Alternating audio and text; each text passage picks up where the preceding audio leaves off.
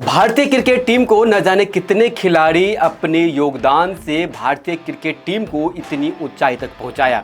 तो कभी हम नवाब पटौदी साहब की बात कर लें, तो कभी कपिल देव साहब की बात कर लें, तो कभी सुनील गावस्कर साहब की बात कर लें। कभी सुनील गावस्कर के बाद जब सौरव गांगुली आते हैं, सचिन तेंदुलकर आते हैं, वीरेंद्र सहवाग आते हैं, राहुल द्रविड़ आते हैं, वीवीएस लक्ष्मण आते हैं, उसके बाद हमारे रोको विराट कोहली आते हैं, उसके बाद रोहित शर्मा आते हैं। लेकिन जब नए युग की जब शुरुआत होता है लीड्स में, तो सब एक मन भारतीय जो प्रशंसक है उनके मन में एक कयास ज़रूर था, क्या शुभम गिल की जो कप्तानी है क्या वो कितना वो सक्षम होगी इंग्लैंड के दौरे पर।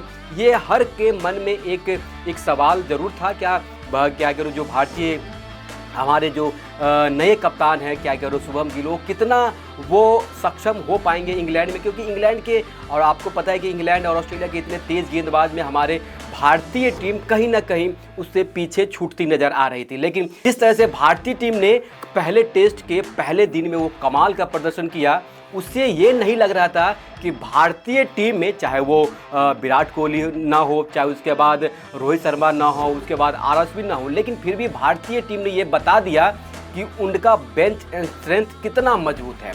अगर हम पिछले कुछ दिनों की बात कर ले, जरूर इंग्लैंड दौरे से पहले रोहित शर्मा संन्यास लेते हैं, उसके बाद विराट कोहली संन्यास लेते हैं, आर अश्विन संन्यास लेते हैं। भारतीय टीम को संन्यास के बाद जरूर हानि पहुंचा है, लेकिन हमारे इरादे मजबूत थे कि इस बार हम जाएंगे। लेकिन पिछले बार की हम तुलना में बात कर ले, जब विराट कोहली की कप्तानी में हम जब गए थे और पहली पारी लीड्स में 78 रन पे भारतीय टीम ऑल आउट हो गई थी। मतलब पारी से भी हम हारे थे और 70-80 रन से भी हम हारे थे। तो वो चलो अतीत की बात है, अतीत को हम अतीत में रहने देते हैं। लेकिन हम जिस तरह से पहले इनिंग में जिस तरह से शुरुआत हुई भारतीय टीम का, तो उससे तो अंदाज़ा ये लगा सकता है कि भारतीय टीम का जो नेतृत्व है अभी सुरक्षित हाथों में है, और वो है शुभम गिल की कप्तानी। जिस तरह से लीड्स के पहले टेस्ट में जब सिक्का उछला, तो दो कप्तान आमने सामने थे। एक हमारे युवा कप्तान शुभम गिल और सामने थे बेन स्टोक्स की बात करें तो कई सारे उन्होंने रिकॉर्ड्स कायम किए हैं, और उन्होंने कई सारे संन्यास लेने के बाद भी फिर वो टेस्ट का पदार्पण करते हैं। तो उनके लिए काफ़ी काबिलियत वाली बात है, क्योंकि उतने मैच्योर खिलाड़ी, उतने अनुभवी खिलाड़ी, और एक सामने हैं एक युवा भारतीय बल्लेबाज और युवा भारतीय कप्तान। तो उनके मन में कोई संदेह नहीं था कि उनको पता था कि इस बार भारतीय टीम जो विदेशी आसमानों में इतने सालों से पताका नहीं लहरा पाया है, इस बार लहराने की ज़रूर कोशिश करेगा शुभम गिल। लेकिन जब टॉस हुआ तो टॉस गया इंग्लैंड के पक्ष में, और पहले बल्लेबाजी करने का आमंत्रित किया जाता है भारतीय टीम को। लेकिन जिस तरह से टॉस जब जीतती है इंग्लैंड टीम, तो एक हर भारतीय टीम के वो प्रशंसक मन में वो कयास लगा के बैठे थे कि पिछली बार की तरह इस बार भी ना हो जाए, क्योंकि पिछली बार 78 रन पे भारतीय टीम ऑल आउट हो जाती है। जिस तरह से भारतीय टीम ने पहले टेस्ट में वो पदार्पण किया, जिस तरह से भारतीय टीम ने अपने नींव रखी, नींव की शुरुआत काफ़ी अच्छी रही, और दोनों हमारे युवा बल्लेबाज केएल राहुल और यशस्वी जायसवाल वो अच्छे पदार्पण करते हैं और 91 रन की वो साझेदारी करते हैं, और पहला विकेट 91 रन के स्कोर पर गिरता है।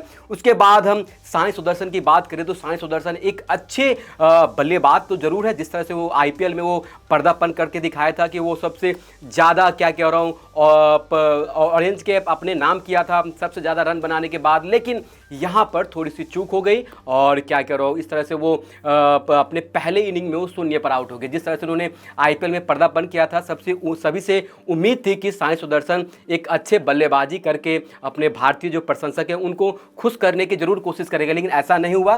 भारतीय टीम ने जरूर नींव रखी, जो उनकी दीवारें मजबूत करने की कोशिश की है। दो बल्लेबाज यशस्वी जायसवाल की यशस्वी पारी और गिल की वो कप्तानी वाली पारी, दोनों के बल्ले से शतकीय पारी निकली। और उसके बाद हम ऋषभ पंत की बात करें तो ऋषभ पंत पिछले कई सीजन से फ्लॉप चल रहे थे, लेकिन इस सीजन में उन्होंने साबित कर दिया कि इस बार हम लड़खड़ाने वाले नहीं हैं, इस बार हम पूरे फॉर्म में हैं। चाहे वो हम बॉर्डर गावस्कर ट्रॉफी की बात कर ले तो बॉर्डर गावस्कर ट्रॉफी में उस तरह से वो पर्दापण नहीं कर पाए थे ऋषभ पंत, लेकिन उसके बाद आईपीएल आते हैं, आईपीएल में भी 14-15 मैच खेलते हैं लखनऊ सुपर जायंट्स की तरफ से, लेकिन उस तरह से भी उनके बल्ले से रन नहीं निकले। लेकिन लास्ट मैच में वो शतक लगाकर ये साबित कर दिया कि उनके बल्ले में अभी भी वो भूख है रन के लिए, वो साबित लीड्स के पहले टेस्ट और पहले दिन में हुआ। जिस तरह से ऋषभ पंत की वो बल्लेबाजी रही, क्या यशस्वी जायसवाल की बल्लेबाजी रही, केएल राहुल की बल्लेबाजी रही, शुभम गिल की बल्लेबाजी रही, जो ऊपरे क्रम के जितने भी बल्लेबाज हैं वो सही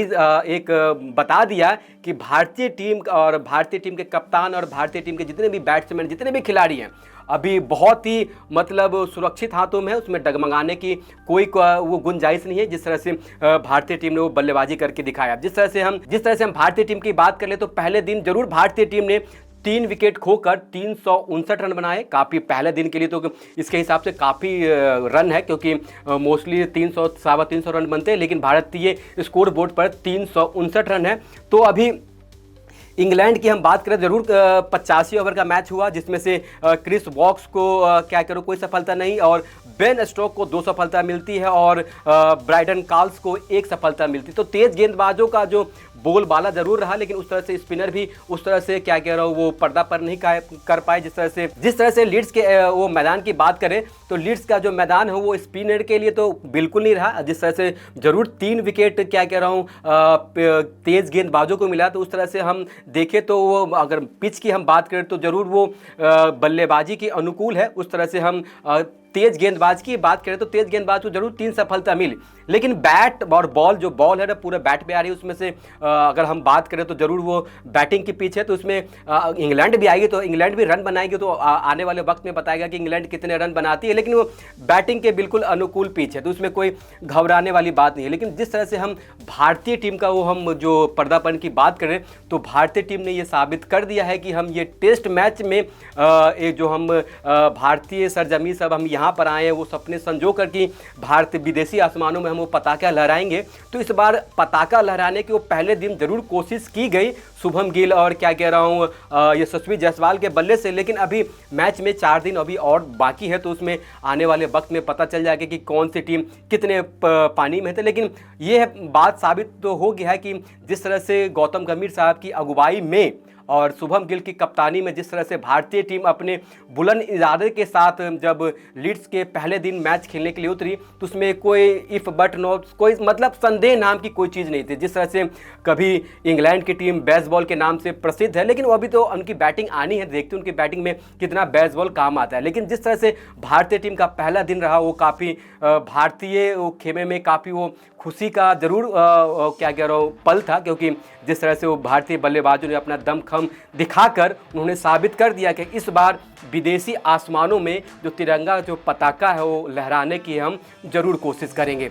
और आपको क्या लगता है कि ये मैच किसके पाले में जाती हुई नज़र आ रही है? आप आज तो दूसरा दिन होगा, तो अभी मैच में कुछ और क्लाइमैक्स अभी तो आना बाकी है, तो आप देखते रहिए स्पोर्ट्स गॉसिप को और चैनल को भी सब्सक्राइब करें।